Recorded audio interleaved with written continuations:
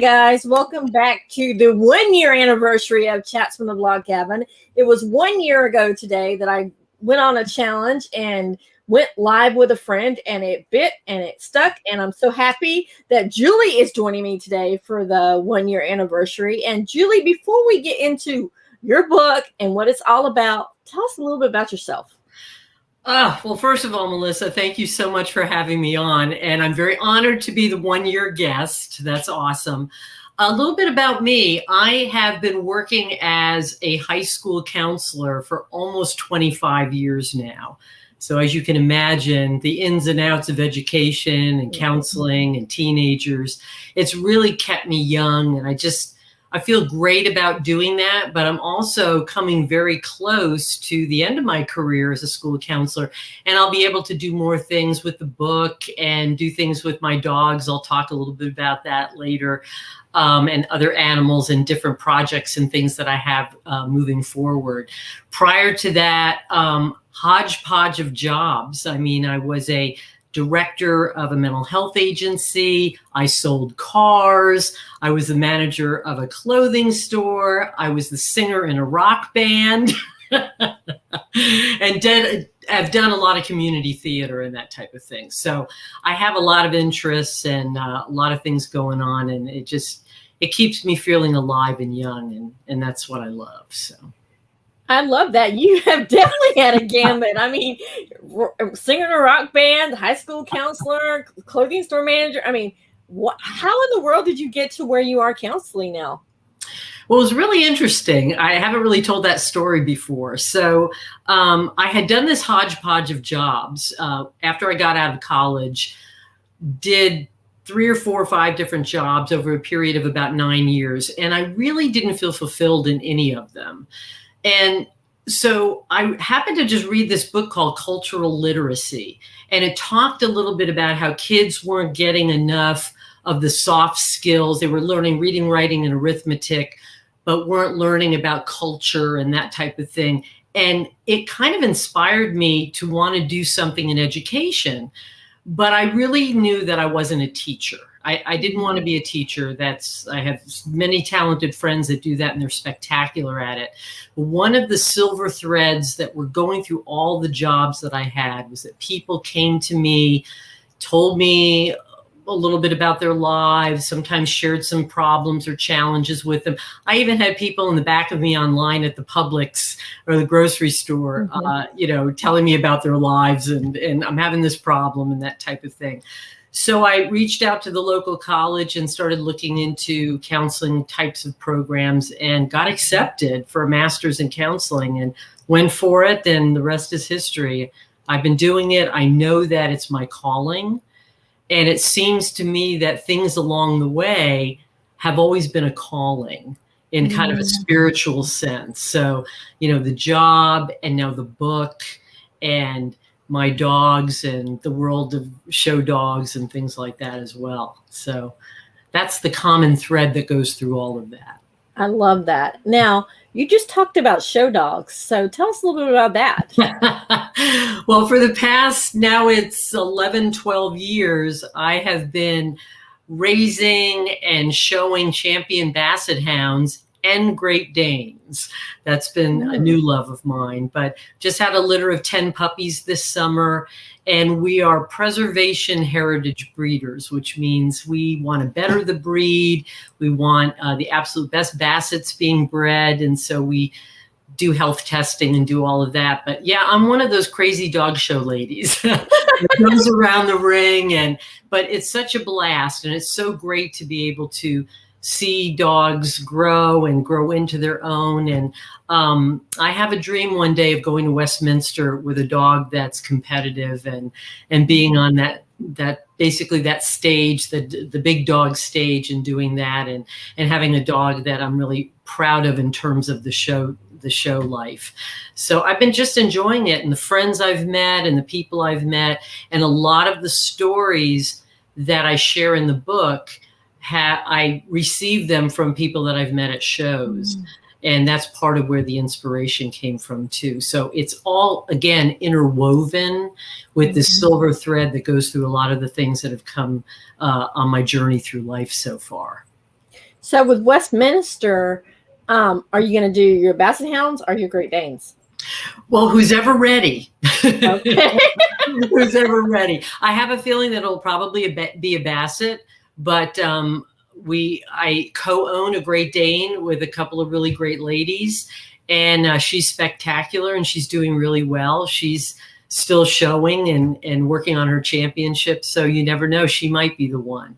So it's just who's ever ready at the time and when I'm ready. But those are some of the dreams that I'm going to realize once I'm retired. So although I love what I do and I'm not retiring from someplace, I'm retiring to somewhere else, because I have all of these exciting ideas and thoughts and dreams and projects that I want to do when I retire.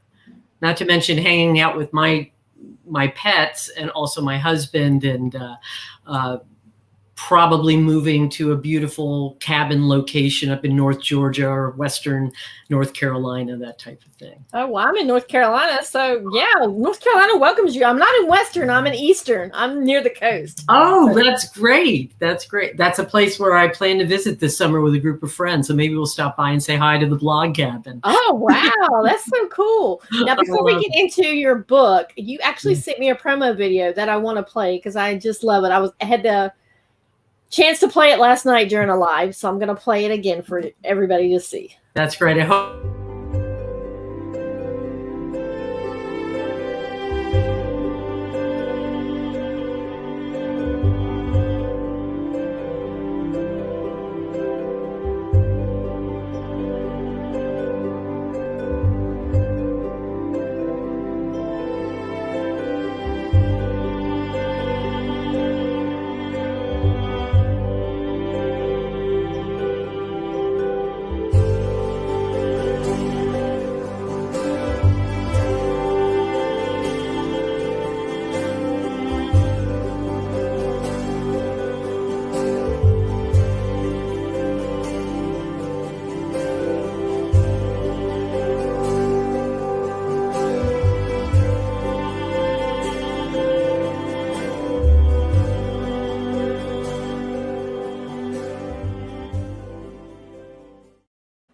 And we're back. Julie, how did your counseling career help with writing this book?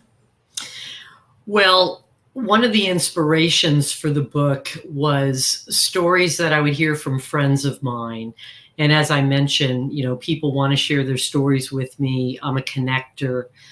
And they would share stories about the pets that they loved and had passed. And what occurred to me was some of these folks were grieving for a very, very long time and very hard. I had a friend of mine tell me that 16 years ago, her cat passed away. And every morning she still cries about the feelings of loss that she has.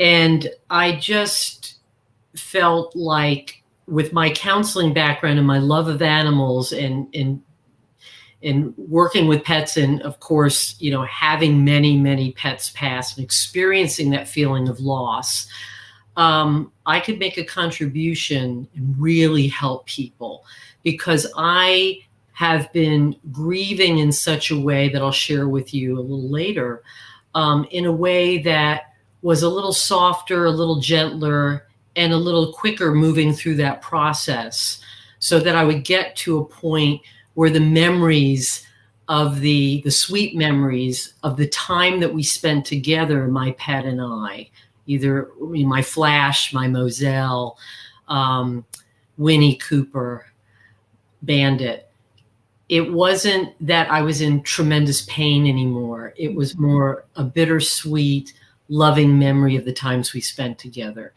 And the counseling background allowed me to weave a bit of a therapeutic tone to the book as well. So the book is really going to be helping people by having them feel connected with the feelings that they're feeling. They're not alone in those feelings, but also bringing them through the journey of their grief, which they need to experience to get to the other side, where the memories of that experience with their pet is now joyful. So that, and going back to where that was inspired, because it even started with an inspired thought. I'm kind of a bit of a new age chick. So I have a morning meditation that I do every morning.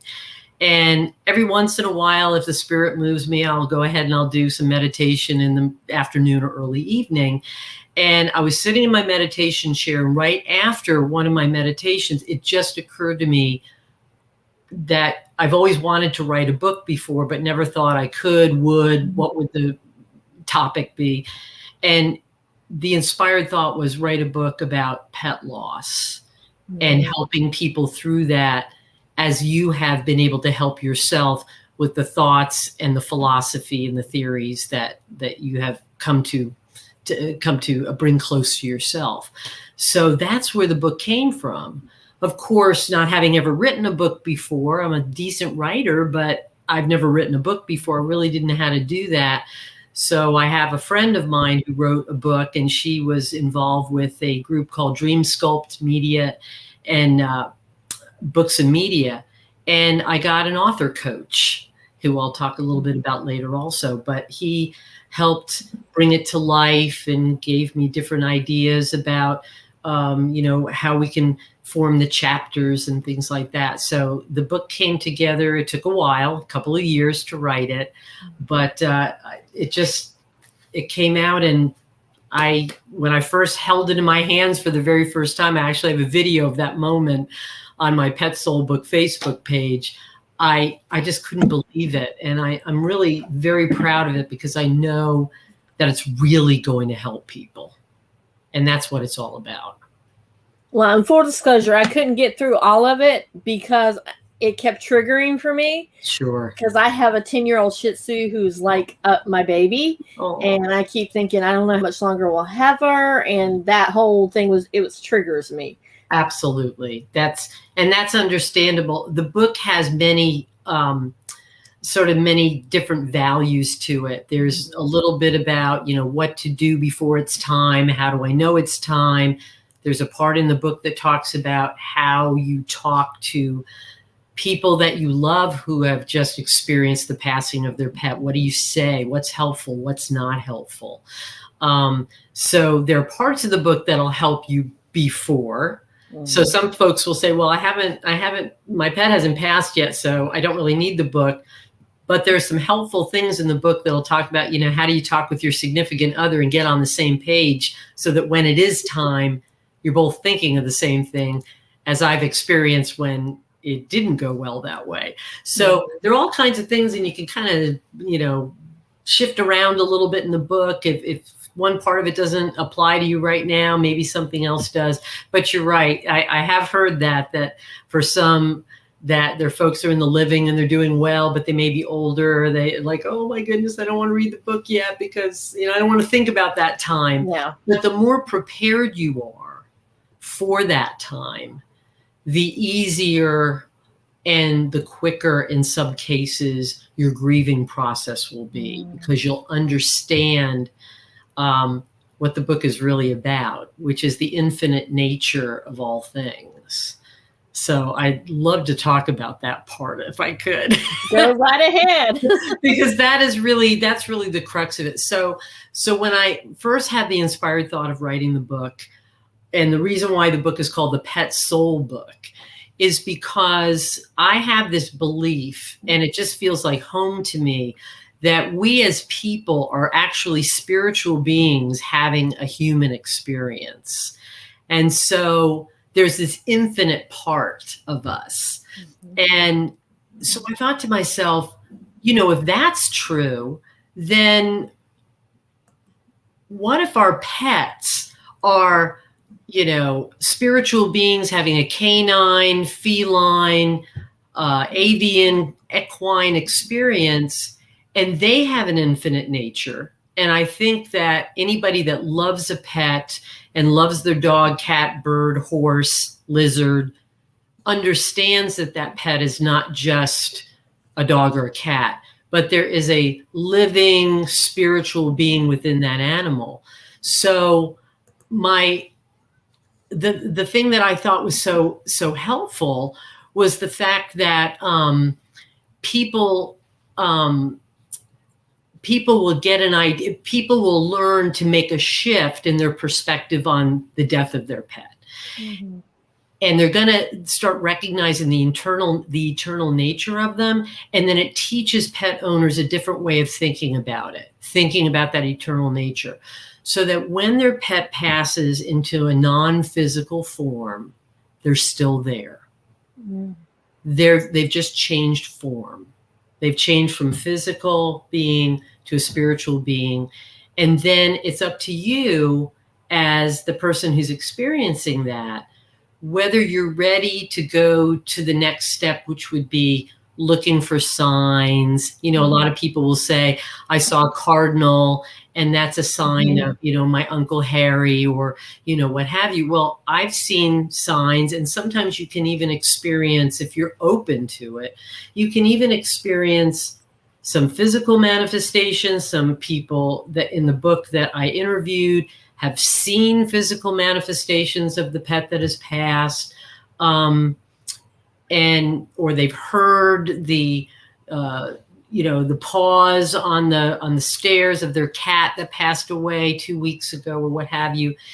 And those stories, when I heard them, were so genuine and authentic. I mean, you can just tell with every fiber of their being that they believed and they knew that that was their pet. And so with that, you will get to a point a little more quickly where that physical pain of the loss is not there as much, because you still recognize that they're there with you. So the cool thing about the book is that it's really hopeful. It's not somber. It's not a bummer. There are some sad moments, because when you share people's stories of the past, and you can feel the emotion. So there is that emotional quality of it. But the book is ultimately a story of hope, and the story of, you being able to really have a living, breathing experience with your pet even after they've passed, as long as, you're open to that.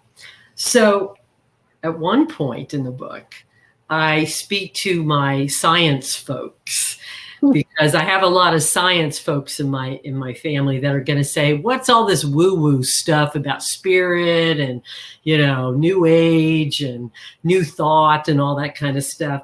And I don't want them to get lost in the rhetoric of that, because I still think it's a valuable idea. And the reason why I say that is because there's an example in the book where I talk to science folks and say, think of the properties of water. When water is solid, it's ice. And when water is vapor, it's water vapor, a cloud, or what have you. But it's still water, and it still exists. So when we're experiencing water in the form of water vapor, we may not see it, but it doesn't mean it doesn't exist. So perhaps for some folks that are thinking along the lines of physics and that type of thing, they can think about that example and say, well, we're talking about an animal that has consciousness. So why not the existence of my beloved pet still exists? So that sometimes is helpful for some folks that are not ready to quite go to the spiritual ideas. Now, I love how at the beginning of the book you talk about your beloved Basset Hounds. So let's talk about those. Yes. So right now I have 5. And I have a 7-year-old that's living with me, a 4-year-old who's getting ready to be bred. So she's living with my co-owner's family. And then I have 2 puppies from the litter that I bred this summer. And then I have their mama. So we are just, they're running around, they're having fun. I have a makeshift dog show ring in my front yard. I have a couple of acres. So we run around. I have a ramp, because Basset Hounds are shown on a ramp when they're being shown and exhibited in the dog show. So I have a little ramp for them, and we play around in the yard and stuff like that. So they're just like any other pet. I think it's funny. Some people have sort of an idea that show dogs are like little prima donnas, or they're locked up in cages all day. And with with handlers all day and they're traveling all the time and they're not real pets. And so mine are like on their backs and their legs are up in the air and they want their bellies rubbed and all that kind of stuff. And I'll have two of the puppies on my lap and they're both like 50 pounds now while we're watching TV. So they're just as much pets as anybody that's going to have a non-show dog, which is really cool. But so I'm really more of a dog person, although the book talks about, any type of pet that you might have. And, I grew up with guinea pigs. I grew up with hamsters. I grew up with my husband that just passed away a few years ago had exotic birds, and I got to be very, very close to a couple of his birds. And you can see, again, the consciousness and, how alive they are and all of that. So I have some friends of mine who are very incredibly close to their birds and experience some of the same feelings and grief upon the death of their bird that somebody would with a dog or cat that some people think are traditional pets. But it could be any pet. It could be your fish. It could be your lizard, So a couple of other cool things about the book too is when I wrote it, it was very important that it be a gift book. So if somebody wants to give this book as a gift, what I did was I had a special inscription page made so somebody can write a little inscription like they would write a card to somebody and actually give this as a lovely gift that's really going to help somebody even more than a greeting card. In the back of the book, there are resources, there are songs, videos, websites, places you can go if you need to find a place where you can write a memorial online, a place where you can buy altar materials so you can build a little altar, different things like that. So it's really a very comprehensive book. And then finally, at the very end, there's a memory page and there's a little journal area. So as somebody is going through the book, they can kind of journal some of their thoughts after each chapter, think about them, process them, and then go back, perhaps reread, and then go back to the next chapter. Yeah, and at the end of the chapters, you have something, I think they're called Paw Prints. Yes. Yeah. Talk about that. Why did you decide to do that? And you also create a workbook too at the end of each chapter. So let's talk about that. Oh, I'd love to. So the paw prints are kind of just like the main points of each chapter, kind of like something to think about. And some folks, they might not necessarily like want to read the whole chapter again, although they're really kind of short. And I did that on purpose because when you're trying to work through grief, you don't want to read a 300-page book about your grief. You want to move through that process, like I said, as quickly as possible if you can and come to the other side of that. So the paw prints, and this is an example of what they look like right here, it's just like 3 or 4 little bullet points of the most important things that I felt were in the chapter that can remind you. You could go back to those and then go back to your journal area in the back. And then thank you so much for mentioning the workbook. I just felt it was important to have some questions and some things for folks to do. Because when we read, we learn on one level, but when we do, and that's the educator in me, it really comes in. So it's questions related to the previous chapter that will really help you work through some of these areas in each one of those chapters, whether it's their grief, whether it's guilt around things that may have happened, if it's, working through some things with your spouse in terms of, like I said, getting on the same page, working through learning about the idea of we're spiritual beings having a human experience, some extra reading you can do if that's something that resonates with you and interests you. So would you mind, I know I'm putting you on the spot because I didn't ask you about this earlier, but would you mind reading a part of your book? Oh, I would love to.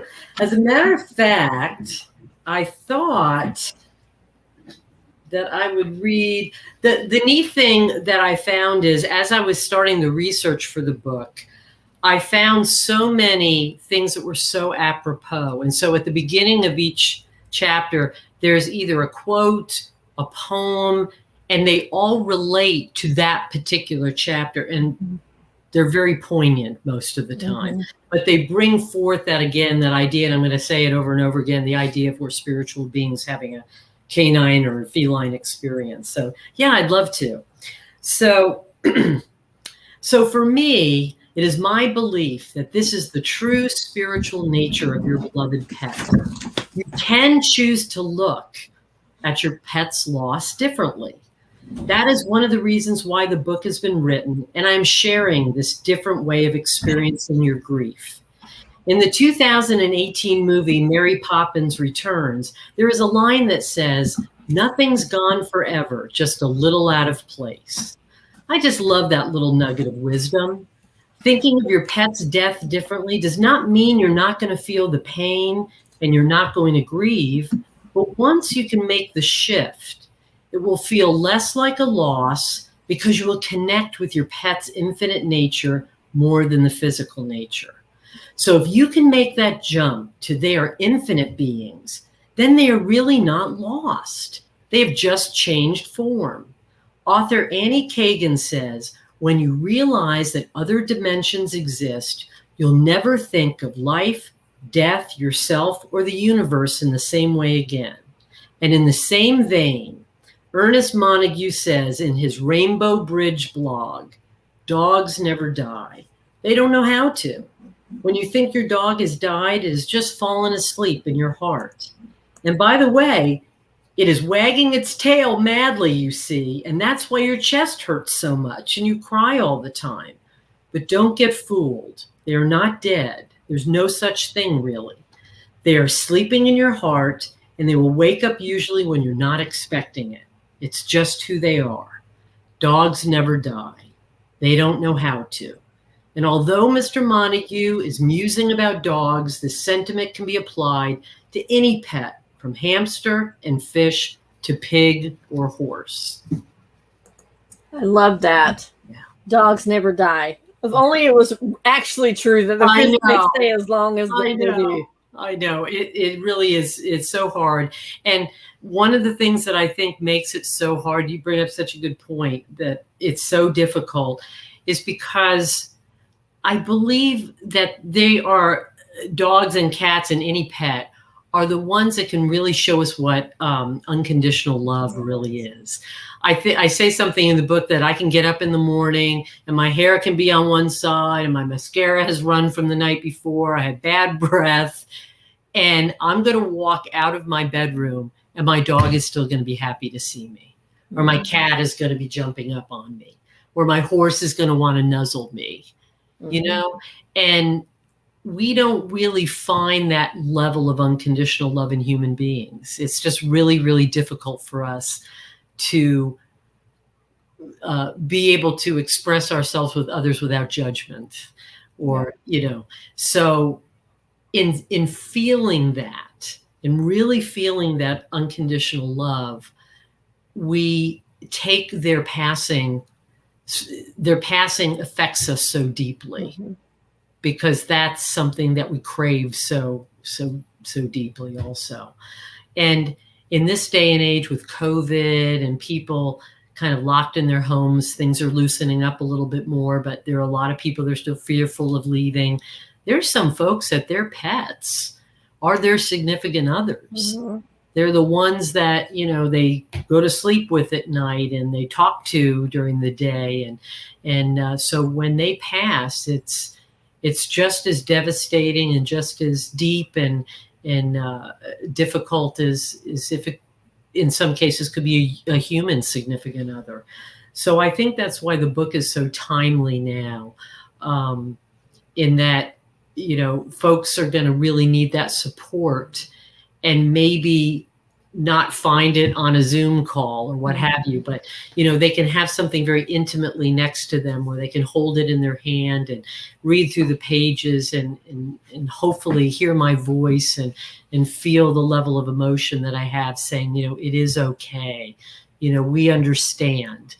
One of the things I hear a lot from folks, excuse me, is that sometimes when they express their feelings about the passing of their pet, there are folks out there that just don't understand. And, you know, it was only your dog, or, you know, only your cat, or, you know, why are you making such a big deal about it? It was only a pet. And it's so hurtful because, you know, that's our loved one. I say, you know, a guide for letting go and connecting with your beloved pet, because it is your beloved. It is, you know, one of the loves of your lives. And folks that, I'm not making a judgment. There are folks that are just not pet people, and that's okay. But they might not understand the level of grieving that somebody can go through. As I mentioned about my friend who was still grieving after 16 years. I just felt like I really wanted to speak to that person and say, you can move past that pain to something that you'll feel joyful about the memory of him now. So. Yeah, because I know there's a lot of people that, like, when they lose a pet, they immediately go out and get another one. They don't grieve it. Or there's some that say, you know what, I'm not getting another pet. I can't go through this again. So let's talk about that, each side of the spectrum. Yeah, I really like that idea too, because the one thing that we've got to remember is everybody grieves differently. So there are some that their grieving will be assuaged that much easier if they do get another pet right away. It may look like they're getting over it really quickly and able to get a new pet, but very often that new pet is helping them go through the grieving. And the reason why I say that is because I've, in the last 3 years, I've experienced the passing of 4 of my Bassets. But each time that one of them passed, I had my others around me. And part of my healing and my grieving was the ability to hold them and pet them and cry in their fur and, you know, love them and talk to them about the other.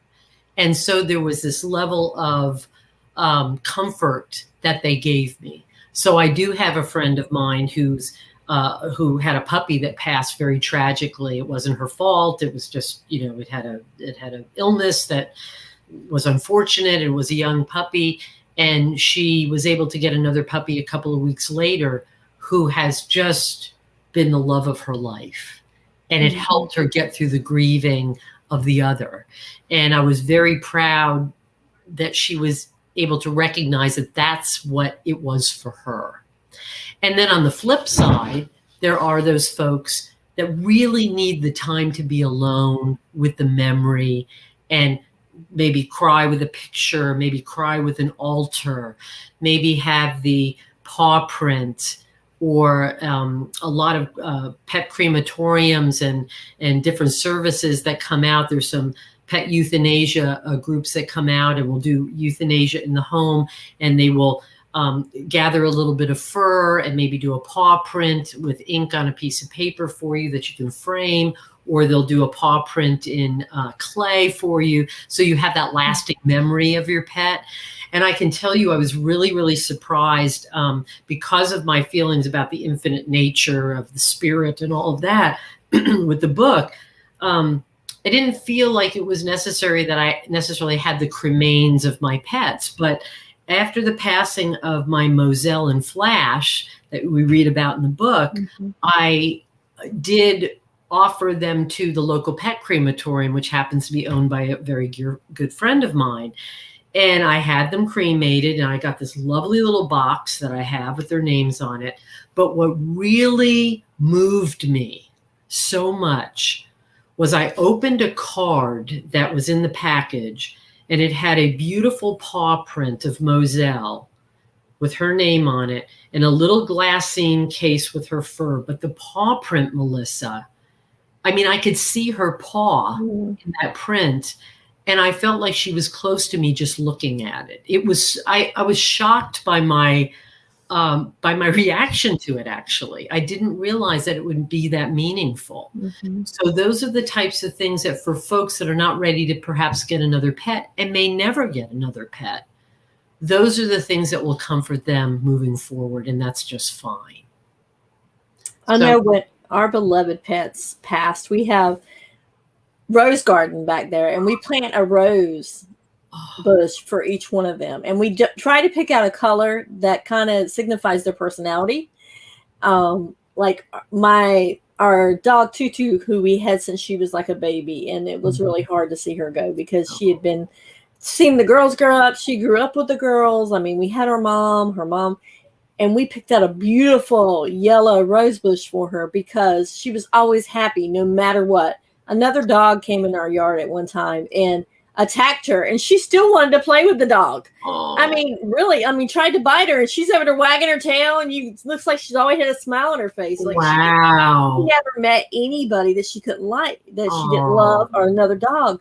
But her mom, on the other hand, had been an abused dog, an abandoned dog that we had taken in because that was our very first dog as a family with all my girls. And her mom was fiercely loyal, fiercely did not like any other dogs but her daughter. And when we got our little Shih Tzu, Allie, she like tried to eat Allie. Well, it sounds, I mean, you obviously understand this situation, and because you had such deep, deep love for your pets and they were another family member, you know, that's exactly what I'm talking about. I mean, they are family members, and we need to learn to grieve their passing in a way that it doesn't harm us to the core, and that we can get through it, and be told that, you know, basically any way that you do it is okay.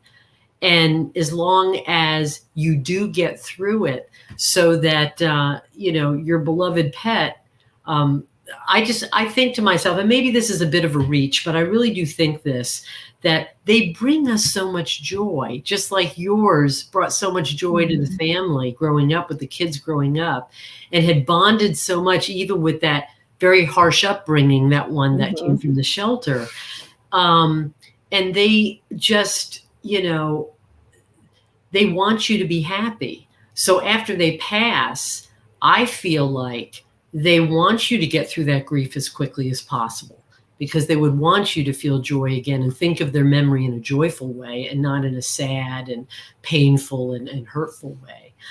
And so part of writing the book was also sort of, you know, in honor of my 4 that passed. And, you know, right after the publishing of the book, one of my oldest just passed in December. And I mean, that was rough, because she was, you know, one of my first Bassets, and, you know, not seeing her sitting there at the kennel gate, you know, waiting for me to come home, and then we let them all out and they're running around the yard and everything. I'd always look over as I'm getting out of my van to see her, and she wasn't there anymore. And there's that void that happens when that one is missing. So, you know, that is the tough part. That is a tough part. Although, what's been exciting is meeting so many of these people that have these lovely stories in the book. And it reminds me of one of the stories, was a gentleman that walked up to me at a dog show, and we started talking, and I told him about the book. It was prior to the publishing of the book. And I told him a little bit about it, and he said, and this was like a little bit off the topic, which was really interesting to me. So I just felt like I had to put it in. His dog, every Memorial Day, not a howler. It's another Basset. And they typically will go, oh, woo, oh, woo. Some of them do, and some of them don't. And she really didn't do that. But on every Memorial Day, they would play the Memorial Day parade on the TV. And there was always that one guy who would play taps on a single trumpet. And during taps, she starts, woo. And then at the very end, she'd go, almost as though she was sort of tapping in maybe to the spirits of the soldiers. I don't know, but it was just so interesting. So if folks want to see those videos or want to see the pictures of the pets in the book, they can go to my website, and we can, you know, talk a little bit about the social media aspect and that type of thing and other projects. But I felt like when I read a book, if I'm reading about something, I want to get a visual. You know, I want to see what Flash looked like. I wanted to see what Shiner looks like. And so And when folks buy the book, they could go on my website anyway, even if they don't buy the book, and they can see pictures of the pets and some of the videos of some of the things that I talk about in the book. And that's going to bring everything to be a little bit more real for them. Now, you mentioned earlier about, trying to decide when is the right time to let them pass. And then you also talked about both, if you're owning it with somebody else, being on the same page. So let's talk about first, when's the right time? When do you know? And then how to be on the same page. Yeah, that's the how do you know can be a very challenging thing. And so in the book, I do have some answers about that. There are a couple of things that you can do. You can either take a really sort of educated approach. And if you do that, in the book, I have something that is called a quality of life scale. And it's right here. And it was developed by a veterinarian that you can actually look at different criteria of how your dog is beginning to behave and act, especially when they're older. And you can score it and kind of get an idea if you're a little bit closer. I have a little bit of different approach where I kind of feel like the dog is going to give me a sign that they're ready. And in the book, I call that the look. And you they'll kind of look at you, and when you're connected with your pet, and I think you know what I mean, Melissa, because you've been connected to yours, they'll give you a look like, I'm ready. I'm ready. And it's not always it's never cut and dry. You never really can say, well, this is the reason, this is the reason. Another thing is that I want to read from the book really quickly. One friend told me that her vet helped her by asking 3 important questions. Do they still greet you at the door? Can or do they get up and drink on their own? And can or do they go to the door on their own to let you know they have to go potty? If any of these are a no, you have your answer. So that's another approach, that if you notice some really significant differences in the way your dog behaves. My Winnie, the one that passed just this December, used to stay in the house. And because she was older, she stayed in the house. We have an outdoor kennel. It's heated and cooled. It's like the Taj Mahal of dogs. And they only sleep in there at night. And then they have the run of the whole property during the day. But she didn't want to stay in the house anymore. And she really didn't want to be around us. She wanted to be in the kennel by herself most of the time. And that was a real departure from the way she was acting. She would also stand in the room. She would stand in a room and she would kind of look off into space. So these were some different signs that are clear indicators that they're close. And there's still maybe some more things. You can make them more comfortable. There's some really great dog foods out there that have some brain enhancing nutrients and things like that I've tried that have been very effective. But after a while, there gets to be a time when things get to a point where it's really time to look at some options and see if it's closer. Talk to a loving pet friend. Have a consultation with your vet.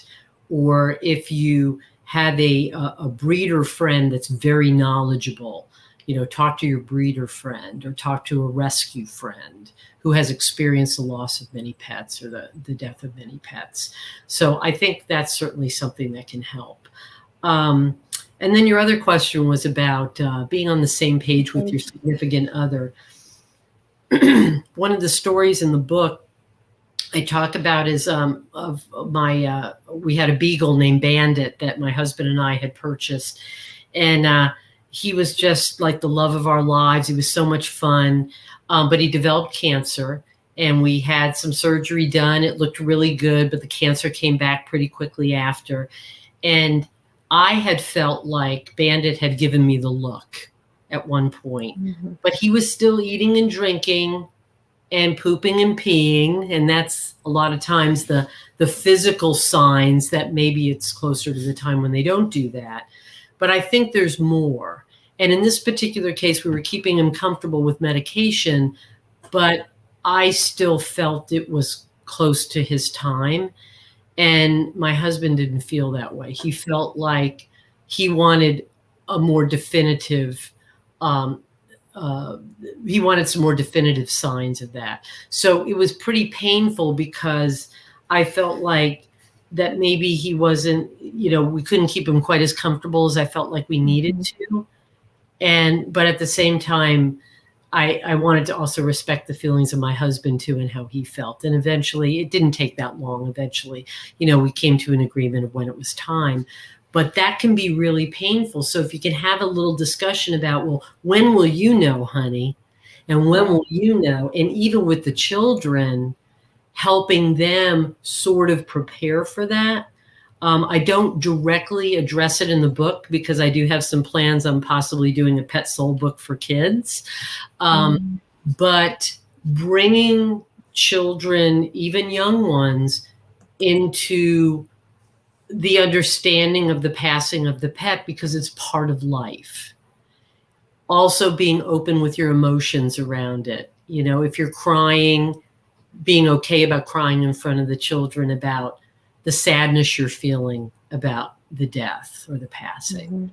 That's very natural and it's very normal, and it helps your kids have authentic feelings and emotions around things that are sad. And that's part of the whole counseling piece of it, which I think is very, very helpful. So those are some things that I think can really help. And I'm hoping, your listeners are picking up some really good ideas about, how to handle some things, how to think of things differently. And that's why I wrote the book. I just really want people to have an easier time with a very, very tough time that they're going to go through in their life. So tough, for sure. Now let's talk about your journey to writing your book. You talked about getting an author coach and everything else. So let's talk about the book. It's not the actual content of the book, but the actual journey to getting it into book form. To getting it. Well, it was really interesting. Once I had that epiphany about, boy, I'd like to write a book about pet loss at that time. Not really using the word loss anymore because I don't want to think of it in terms of the loss. But I went to a really great workshop, a celebration workshop with some folks. And I knew that my friend who had written this book, her book, and had introduced me to some folks, I knew that one of the publishers of this particular group was going to be there. So I asked my friend to introduce me to her. And I was going to just share with her my thoughts about this possible book that I'd like to write. I was absolutely floored by her reaction. She's this very elegant, lovely woman who just started jumping up and down and saying, oh my gosh, this book is going to be absolutely phenomenal for people. And I knew at that moment that the book had to be written somehow. So I made contact with Dream Sculpt and I began working with Jared Rosen, who was my author coach, and with Lynn Kitchen, who was the publisher that was so excited with the original idea of the book. And I would meet with him on Zoom or phone calls once a month or so. Started out with like twice a month, and it would go to once a month, and it was once every few months. And it was essentially just sort of keeping me on the path of motivating me through the book. Because at what I noticed when I was writing, and of course, every writer's process is different. There were times along the way where I lost my confidence. Like I saw another book perhaps that looks similar to mine. I thought, oh, I don't have a unique idea anymore. So maybe it's not relevant or maybe it won't be useful. And then I thought, you know what? I read a lot of books about a certain topic that are about the same topic, but maybe written by different people. And they all have a different slant on that topic. So my book might be about pet loss, and there's other books on pet loss, but no one has a book that's exactly like mine, that's going to help people in exactly the same way mine does. So those were some hurdles that he helped me through, getting over that writer's block of, oh my goodness, I'm not getting any ideas right now. What can I do? And he said, quiet yourself again and get back into that, that state of being in the moment. And so throughout the writing of the book, those were some of those hurdles that I had to go through, and finally got to the point. Oh, and then there was a point where I felt like I was at the end of the book. And he said, well, you should have a certain word count, how many words in the book so far. And I was way off. And I thought, I don't know if I have any more ideas to put in it. And then all of a sudden I just calmed myself again, and the ideas started to flow. And it's like, oh my goodness, that's going to be valuable. And that's going to be valuable. And that's something else I didn't touch on, and added to it. And pretty soon it was like, I knew it was ready. And he thought it was ready, and it was ready. And so we published it back in October of last year, and it's still fresh. It's the kind of book that'll never go out of style. It'll still be relevant 10 years from now.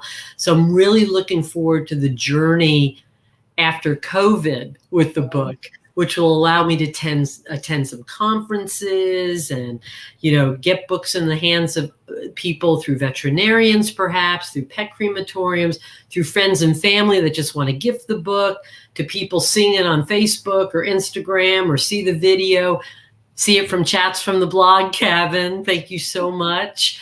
That's the whole idea, is that I want to get it into the hands of people that really need it to soothe them. Yeah, I love that. So you mentioned a little while ago maybe doing it for children. Is that your next thing coming up? Yeah, I'm looking. I haven't really started the brainstorming process on that, but that's really intriguing, because a lot of people will say, well, is there anything in the book about how to talk to kids about pet loss? And not specifically, but if you read the book, you can come to your own conclusions about the way you want to approach your children. So this would be perhaps a book for children with the ideas of the Pet Soul book woven through, the idea of, a children's version of we are spiritual beings having a canine experience, etc. Mm-hmm. And maybe using an animal host for the book, or, being the protagonist of the book, and having some really cool, whimsical illustrations and things like that. So that's an idea. I also have an idea for a workshop that, kind of an e-workshop where people can go on and go through each chapter with me and do the workbook, the workbook assignments together, maybe once a week or once a month or what have you. Would love to do some speaking engagements at some really relevant conferences, such as veterinary conferences, or grief and loss conferences, or even just, strictly, book conferences, animal conferences, that type of thing. Just so folks know it's available and it's out there for them to get, and so they can help themselves. Well, our time is almost up. Is there one last little nugget that you want to leave people with before we talk about where people can find you? Yeah, I just want people to know that, I'm here. One of my most recent projects was I started a Facebook group, and it's so new. It's like days old. It's called the Pet Loss, Grief and Loss Support. And there are tons of Facebook grief and loss support groups out there. But this one would be specific to getting some valuable feedback and advice and comfort, and from the Pet Soul book community, and also from me. And it's a way to, find ways of getting the book too that will help. So if somebody, and just recently had somebody post a very painful loss of their pet, and she bought the book and, hasn't gotten it yet, but very excited about getting it. But it gave her the opportunity to also get some support from other people within our community that really understand what she's going through and have been through similar things. And it was a particularly sad way that the pet died, and she needed some additional support with that. So that's something that folks can tap into if they have a need, and I'd really love to. They just want to just write something about a previous loss, or or just want to be a community member to help others that are going through that, love to have you on the Pet Soul Grief and Loss Support Group on Facebook. That'll be great. Okay, so where can people find you at? Well, they can find me in lots of different places. Of course, like everybody else, I'm on social media all over the place. You can find me on Facebook, the Pet Soul Book Facebook page, or the one that I just mentioned, which was the Pet Soul Grief and Loss Support page. Or on Twitter, I'm at Zephyr Moore. On Instagram, it's the Pet Soul Book. On my email address is juliemooreauthor@gmail.com, and you have it up there. That's great. And the website is www.juliemooreauthor.com or www.petsoulbook.com. So I wanted to offer your followers and your listeners and your viewers a free gift. So if you guys will go to my website and give me your email address down at the bottom of the front page, I will send you, or if you just drop me an email at juliemooreauthor@gmail.com, I will send you this beautiful writing of 10 Pet Soul reminders to help soothe your grief. And it's really pretty. It has a picture of the book on it, but it's like something that you can either, you can frame it, you can just fold it up and put it in your pocket.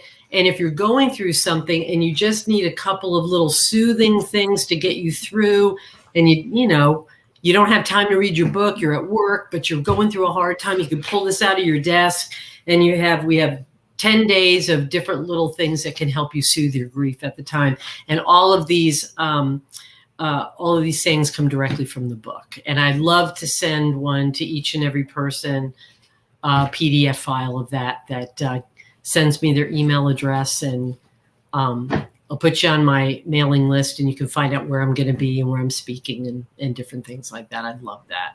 Let's talk about that real quick, because I totally forgot to ask you, launching a book during COVID had to be hard on you. How did you bring your campaign, your marketing campaign? How did you have to switch that up? Yeah, well, it's been a challenge. And when you become an author for the first time, it's almost the easy part, even though it's not, because when you're an author, you're not necessarily a natural marketer. And I certainly am not. So I listen to a lot of podcasts about book marketing and stuff like that. And I've just taken any and all opportunity. I've been on several podcasts. Again, thank you so much, Melissa, for this opportunity. I'm just so excited to be on yours. I have, put different Facebook groups together and invited people. And I have a pretty large Facebook following just on my regular page, on just my Julie Moore page. So I've invited a lot of people that have joined me. I've been able to do some, a few. I had a book launch. It was a small one, but in my hometown at a Pet Supply Plus, dog food and dog accessory store. That was such a blast. I sold a few books there and got some information out to folks. I've done some sidewalk sales. I'm on Twitter. I've done the video. So you just have to kind of, switch it up and do some things, but I'm really eager to meet people and really connect with real people face to face, and looking forward to doing that. Perhaps a little bit in the summer and coming in 2021 and 22, where I can go on the road a little bit and really meet people, because that's where you really connect. Mm-hmm. And then people will really recognize that this is something that will really help them. It's not just another author selling a book, but it's somebody who really genuinely and authentically is there for them. Yes, Julie, I want to thank you so much for coming on. And when you do write that children's book, you are more than welcome to come back and talk about the children's book. That is great. I would love that, Melissa. Thank you so, so much. Appreciate it very much being on. This has been a blast. It has been. So, guys, we will see you on the next chat from the Blog Cabin. Have a great night. Bye-bye, folks.